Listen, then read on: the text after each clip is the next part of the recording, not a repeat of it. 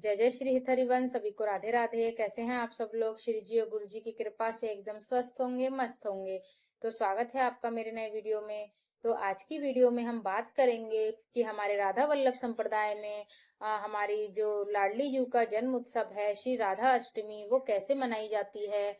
और हमारे राधा वल्लभ लाल जू का जो मंदिर है उसमें राधा वल्लभ जी की क्या दिनचर्या रहती है, राधा अष्टमी वाले दिन उस मंदिर में हमारे क्या दिनचर्या रहती है, और हम सभी राधा वल्लभी सखियों को कैसे अपनी लाडली जू का प्रकट उत्सव मनाना चाहिए। तो इसी के बारे में हम जानेंगे इस वीडियो के माध्यम से। बाकी श्री जी और गुरुदेव भगवान की कृपा से, उनकी प्रेरणा से, उनके बल से जितना इस अधम का सामर्थ्य होगा, मैं आपको बताने का पूरा प्रयास करूंगी। जो जानकारी मुझे प्राप्त हुई है राधा अष्टमी को लेकर, हमारे राधा वल्लभ संप्रदाय में कैसे मनाई जाती है, तो वही मैं आप सबको बताने का पूरा प्रयास करूंगी। तो चलिए वीडियो को शुरू करते हैं ज्यादा समय ना लेते हुए। तो हमारे राधा वल्लभ संप्रदाय में जिस दिन हमारे लाल जू की छठी होती है, उस हमारे लाल जू की छठी वाले दिन से ही हमारी श्री जी के प्रकट उत्सव की बधाइयों के गान शुरू हो जाते हैं राधा वल्लभ मंदिर में। हमारे राधा वल्लभ संप्रदाय में हमारे लाल जू की छठी वाले दिन से ही हमारी किशोरी जू की जन्म जन्म की बधाइयां गायन शुरू हो जाते हैं।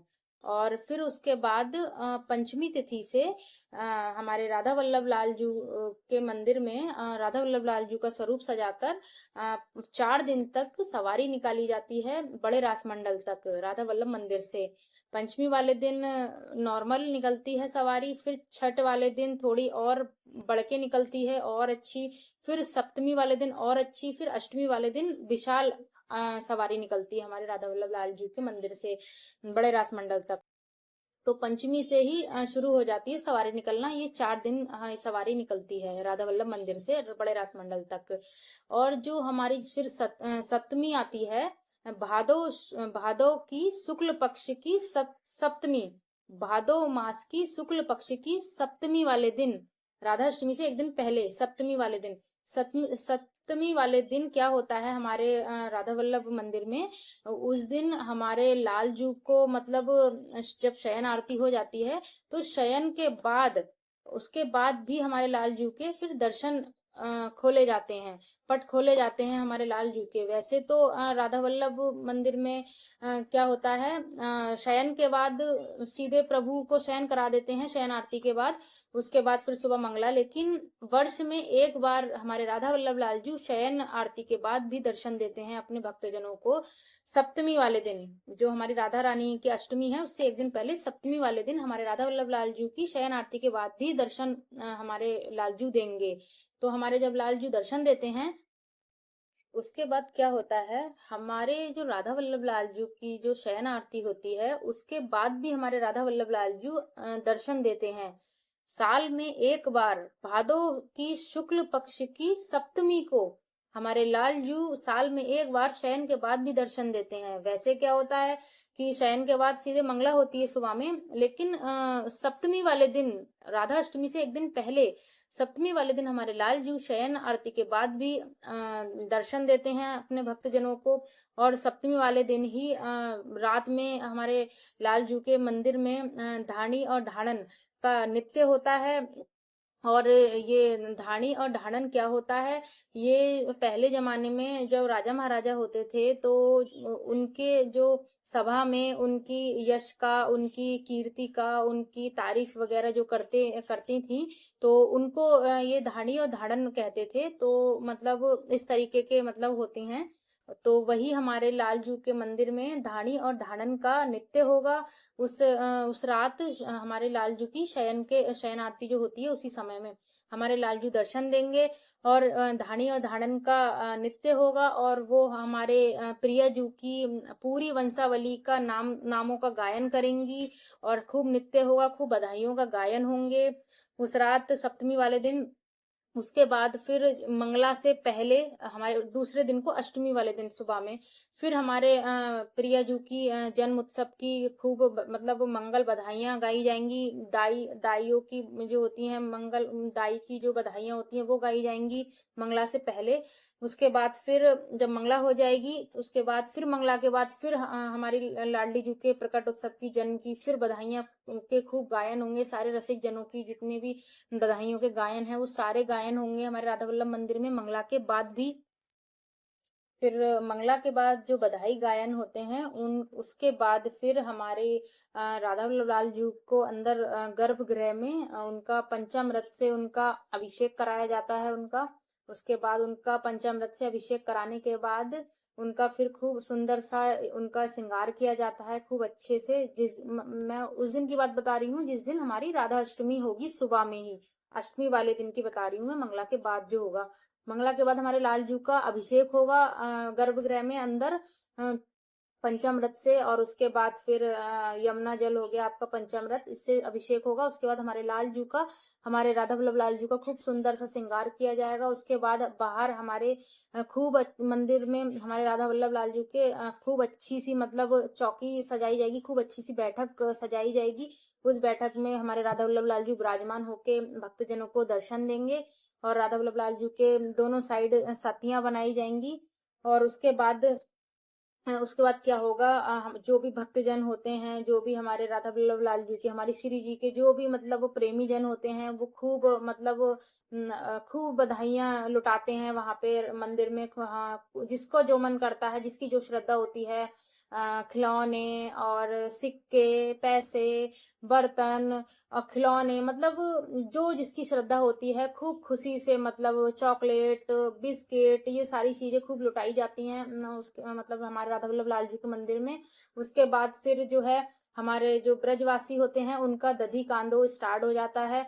दधी कांदो में क्या होता है, फिर जब ब्रजवासियों का दधी कांदो हो जाता है उसके बाद शुरू होता है हमारे गोस्वामी समाज का दधी कांदो। जो मंदिर के गोस्वामी जन होते हैं उनका उनका दधी कांदो शुरू होता है। दधी कांदो क्या होता है, दधी कांदो में दूध दही केसर चंदन इत्र और हल्दी इस सबको मिक्स करके एक लिक्विड बनाया जाता है, उसको दधी कांदो बोलते हैं। तो वो जो है कम से कम 11 क्विंटल दूध दही का बनता है। और उसके बाद जो है वो बाल्टियों से सारे गोस्वामी समाज एक दूसरे के ऊपर डालते हैं और दधी कांदो मतलब मनाते हैं हमारी श्री जी के अष्टमी वाले दिन। खूब आनंद मतलब होता है, खूब आनंद बरसाते हैं, दधी कांदो खेलते हैं एक दूसरे के ऊपर, खूब डालते हैं दधी कांदो। और उस दिन जो भी कलर के कपड़े कोई भी पहना होता है उससे कोई फर्क नहीं है, उस दिन सारे के सारे कपड़े पीले हो जाते हैं दधी कांदो से। खूब आनंद की वर्षा होती है, खूब आनंद आता है उस दिन। इतना सुंदर नजारा होता है उस समय जब गोस्वामी समाज दधी कांदो खेलते हैं। तो दधी कांदो का जो नजारा होता है उस समय मंदिर में वो पूरे विश्व में कहीं नहीं आपको देखने को मिलेगा। इतना अद्भुत नजारा होता है दधी कांदो का जिस समय गोस्वामी समाज दधी कांदो खेलते हैं। उसके बाद जो है राजभोग आरती हमारे प्रभु की होती है। राजभोग आरती के बाद फिर जो गोस्वामी समाज हैं वो उसके बाद फिर अपना जो हमारे श्री हित हरिवंश महाप्रभु जी का जो मंदिर है जो बराबर में जो हमारे राधा वल्लभ लाल जी के, फिर वहां पर दधी कांदो खेलते हैं गोस्वामी जन। उसके बाद फिर सेवा कुंज जाकर दधी कांदो खेलते हैं। और उसी के बाद फिर बड़े रास मंडल जाके दधी कांदो खेलते हैं। उसके बाद जो है शाम को संध्या होते होते फिर यमुना जी का स्नान करके फिर अपना वापस अपने अपने अपने घर पहुंच जाते हैं।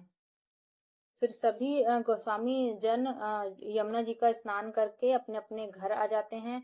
उसके बाद फिर संध्या आरती और धूप आरती के बाद फिर सवारी की फिर तैयारी होने लगती है। जो जो हमारी विशाल सवारी निकलेगी अष्टमी वाले दिन, फिर उसकी तैयारी करने लगते हैं।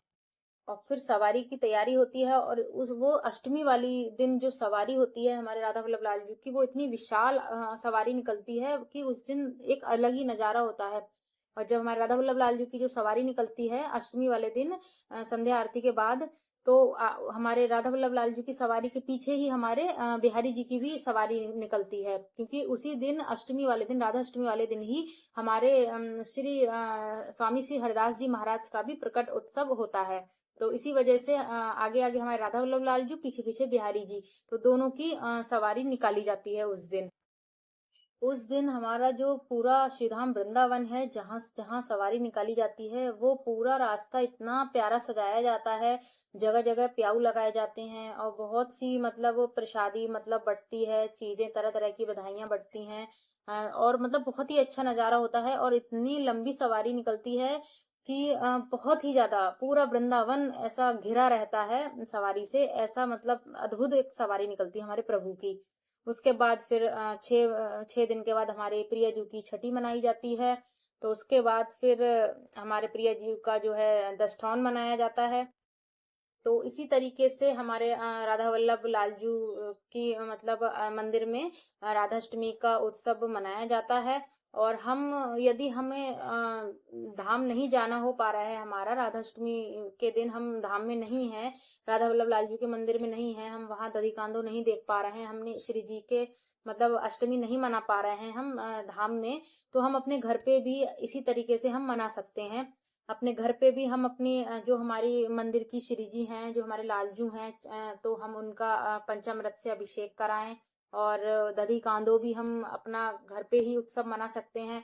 छोटे से पात्र में हम दूध, दही, चंदन, इत्र, केसर, हल्दी, ये सारी चीजें मिक्स करें और घर में सभी जनों के ऊपर छिड़काव करें। तो हम ऐसे भी अपना श्री जी का दधी कांदो हम अपना मना सकते हैं। और इस दधि कांदो उत्सव के लिए हमारे हरिराम व्यास जी ने कहा है कि व्यास रसिक सब तन मन फूले, नीरस सबे खिसियाने। तो हमें यह कैसे पहचान करनी है कि हम रसिक हैं या फिर हम नीरस हैं। तो श्री जी की कृपा से अगर हमारा दधी कांदो में हाजिरी हमारी होती है और हमारे ऊपर वो दधी कांदो का जो रंग है वो हमारे वस्त्रों पर गिरता है और हमारे अंदर से एक और उत्साह बढ़ता है और आनंद हमें अनुभूति होती है और हमें मतलब प्रेम उमड़ता है हमें कि उत्साह पूर्वक हम श्री जी का खूब मतलब दधी कांदो खेलें और खेलें। और श्री जी के प्रति हमारा खूब मतलब प्रेम और बढ़ता है दधी कांदो का रंग पड़ते ही हमारे कपड़ों पर। तो समझिए कि हम रसिक हैं। और यदि हम नाक मुंह समेटते हैं, अरे ये क्या से क्या गिर गया ये वगैरह, तो हम नीरस हैं। तो इसी चीज को हमारे हरिराम व्यास जी ने कहा है। और अब बात कर लेते हैं कि हमारे राधा वल्लभ संप्रदाय में हम राधाष्टमी पर व्रत क्यों नहीं रखते हैं। तो देखिए, हमारे राधा वल्लभ संप्रदाय में कोई भी व्रत की कोई भी नियम नियम की कोई प्रधानता नहीं है। कोई भी व्रत, कोई भी नियम, ये जो है सारे निषेध हैं हमारे राधा वल्लभ संप्रदाय में। क्योंकि ये हमारी लाडली जू का प्रकट उत्सव है और ये उत्साह का उत्सव है, आनंद का उत्सव है। और भूखे रहने से आनंद नहीं हम मतलब कर सकते ना। फिर हम भूखे रहने से हम उत्साह पूर्वक हम श्री जी का प्रकट उत्सव कैसे मनाएंगे यदि हम व्रत रखेंगे, हम भूखे रहेंगे। और ये प्रेम का मार्ग है। और एक प्रेमी अगर भूखा रहे तो प्रेमी थोड़ी चाहेगा कि उसका प्रेमी भूखा रहे। और भूखे रहने से उत्साह नहीं आएगा ना। तो श्री जी का मतलब खूब अपना जब उनका अभिषेक हो जाता है सुबह में, अभिषेक तक तो आप मत खाइए कुछ भी। अभिषेक के बाद जो है श्री जी का अपना प्रसाद पाकर खूब चक भोजन कीजिए, खूब चक। तो बाकी यदि वीडियो अच्छा लगा हो आपको तो वीडियो को लाइक कीजिए और चैनल पर नए हैं तो चैनल को सब्सक्राइब कीजिए और वीडियो को शेयर कीजिए ताकि और भी भक्तजनों के पास और भी हमारी सखियों के पास ये जानकारी पहुंच सके। बाकी वीडियो के दौरान इस अधम से कोई गलती हुई हो, कोई शब्द आपको बुरा लगा हो इस अधम का, तो उसके लिए मुझे क्षमा कीजिएगा। और आप सब लोग स्वस्थ रहें, मस्त रहें। श्री जी और गुरुदेव भगवान की कृपा आप सब पर खूब बरसती रहे। और आप सब लोग खूब भजन कीजिए, खूब नाम जप कीजिए। जय जय श्री हित हरिवंश। सभी को राधे राधे।